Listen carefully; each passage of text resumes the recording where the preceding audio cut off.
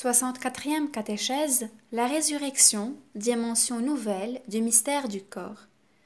Aujourd'hui, nous reprenons les méditations que nous avons déjà poursuivies depuis quelque temps et que nous définissions réflexions sur la théologie du corps.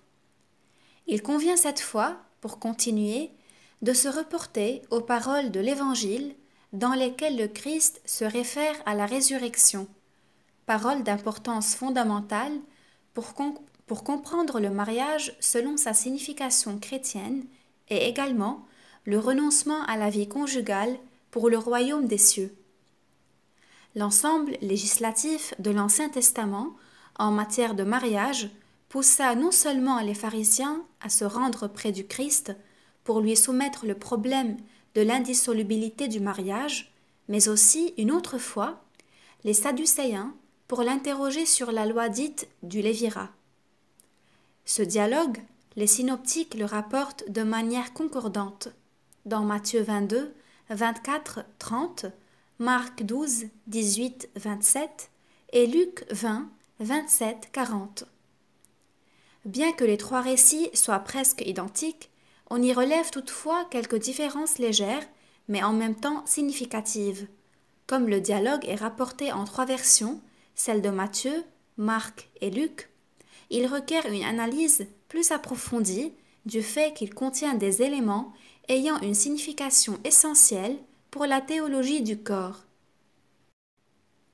À côté des deux autres importants dialogues, c'est-à-dire celui où le Christ se réfère aux origines, dans Matthieu 19, 3, 9, Marc 10, 2, 12, et l'autre où il fait appel à l'intimité de l'homme, le cœur, indiquant, dans le désir et la convoitise de la chair, la source du péché, dans Matthieu 5, 27, 32, le dialogue que nous nous proposons maintenant d'analyser constitue le troisième volet du triptyque des énoncés du Christ lui-même, un triptyque de paroles essentielles et constitutives de la théologie du corps.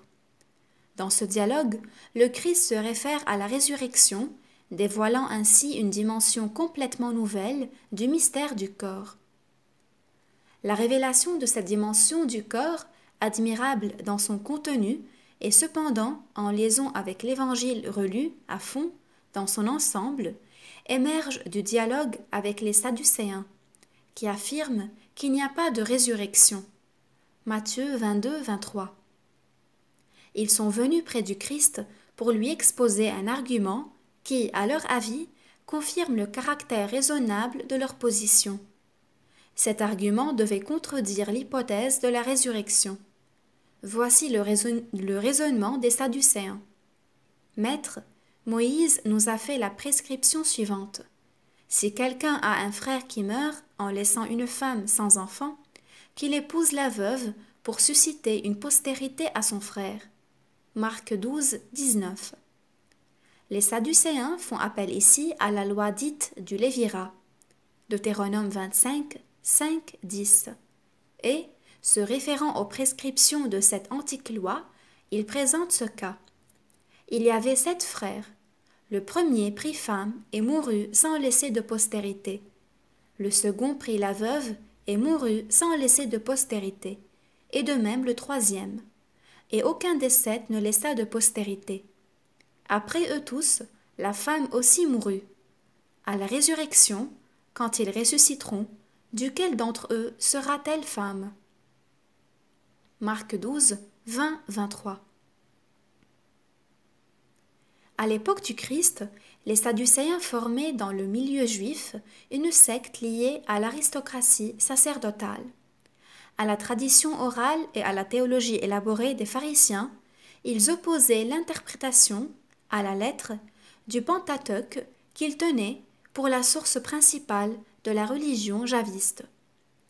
Comme la vie d'outre-tombe n'était pas mentionnée dans les livres bibliques les plus anciens, les Sadducéens refusaient l'eschatologie proclamée par les pharisiens, affirmant que les âmes meurent avec le corps.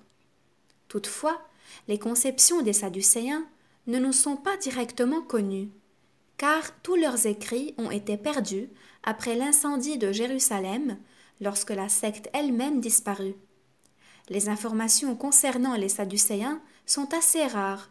Nous les puisons dans les écrits de leurs adversaires. La réponse du Christ est une réponse clé de l'Évangile qui révèle, précisément en partant des raisonnements purement humains et en contradiction avec eux, une autre dimension de la question, c'est-à-dire celle qui correspond à la sagesse et à la puissance même de Dieu. C'est de la même façon que s'était présenté, par exemple, le cas de l'impôt à payer avec la pièce d'argent de l'effigie de César et le cas du juste rapport à établir dans le domaine du pouvoir entre ce qui est divin et ce qui est humain.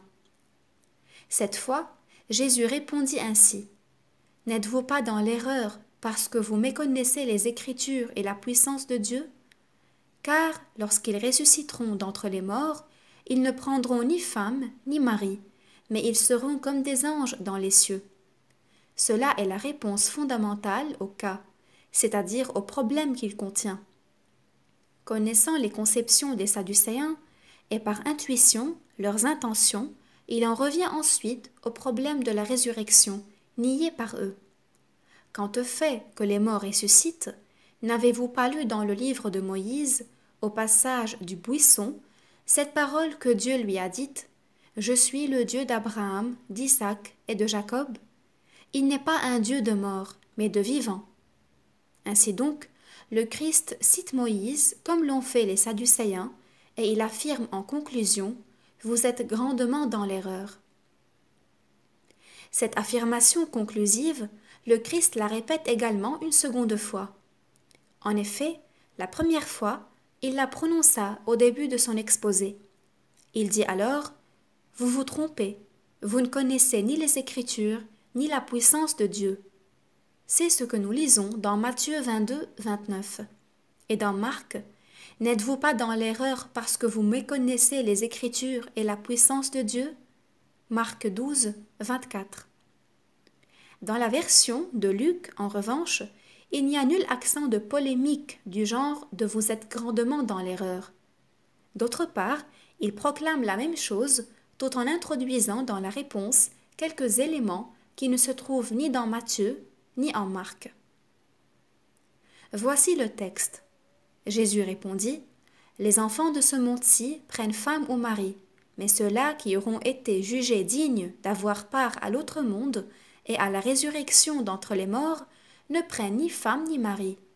Aussi bien ne peuvent-ils non plus mourir, car ils sont pareils aux anges, et ils sont fils de Dieu, étant fils de la résurrection. » Luc 20, 34-36.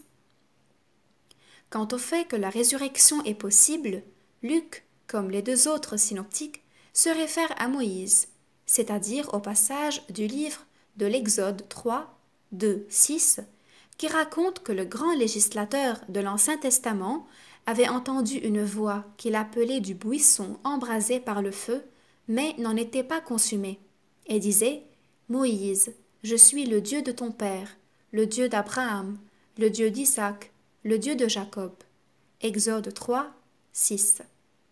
Et quand Moïse avait demandé à Dieu quel était son nom, il avait entendu cette réponse: « Je suis celui qui suis. » Ainsi donc, parlant de la résurrection des corps, le Christ se réclame de la puissance du Dieu vivant. Nous devrons par la suite considérer ce thème de manière plus détaillée.